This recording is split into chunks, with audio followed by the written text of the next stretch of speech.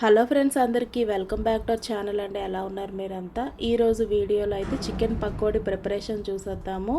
ఎన్ని గంటలైనా కూడా పై లేయర్ అనేది మెత్తబడకుండా క్రిస్పీగా ఉండే విధంగా చికెన్ పకోడీ ఎలా ప్రిపేర్ చేసుకోవాలో చూసేయండి ఈ వీడియోలో.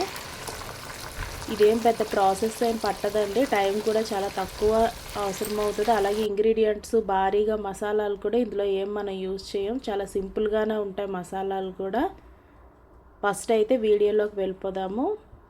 ముందుగా అయితే ఇలా 3/4 kg వరకు చికెన్ తీసుకున్నా అండి. ఇదేం బోన్లెస్ కాదు, అన్నీ మిక్స్ ఉన్నాయన్నమాట. ఇందులో బోన్స్ విత్ బోన్స్ కూడా ఉన్నాయి, అలాగే బోన్లెస్ పీసెస్ కూడా ఉన్నాయి.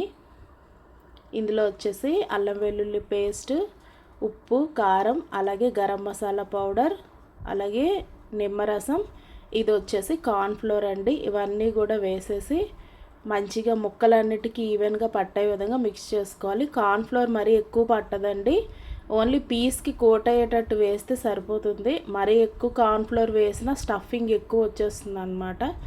సో ఇలా వేసుకుంటే సరిపోతుంది.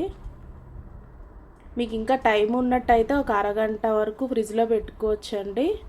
అలా పెట్టుకోవడం వల్ల మనకి ఈ బ్యాటర్ అనేది కొంచెం గట్టిగా అవుతుంది. అలాగే మనం ఆయిల్లో వేయగానే కూడా మంచిగా విడిపోకుండా వస్తుందన్నమాట. లేదు మీకు ఇంకా ఫ్రిడ్జ్లో కాకపోయినా బయట ఉంచినా పర్వాలేదండి.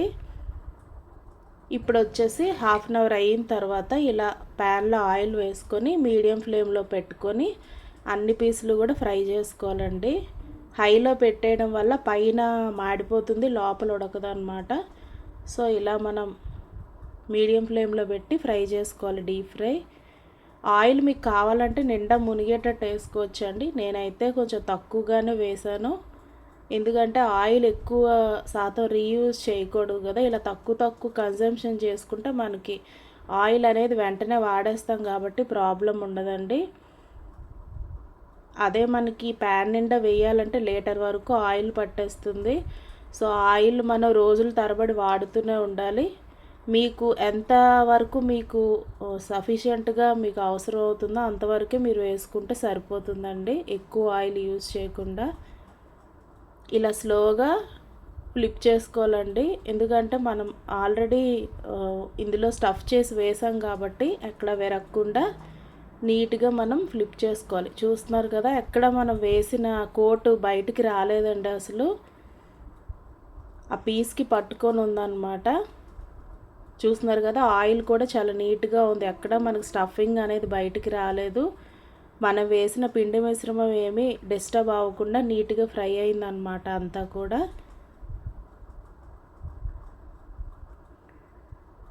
ఇదండి, ఇలా అన్నీ కూడా బ్యాచ్ల వైజ్గా వేసుకొని సింపుల్గా ఈ చికెన్ పకోడా అనేది ఫ్రై చేసేసుకోవచ్చండి.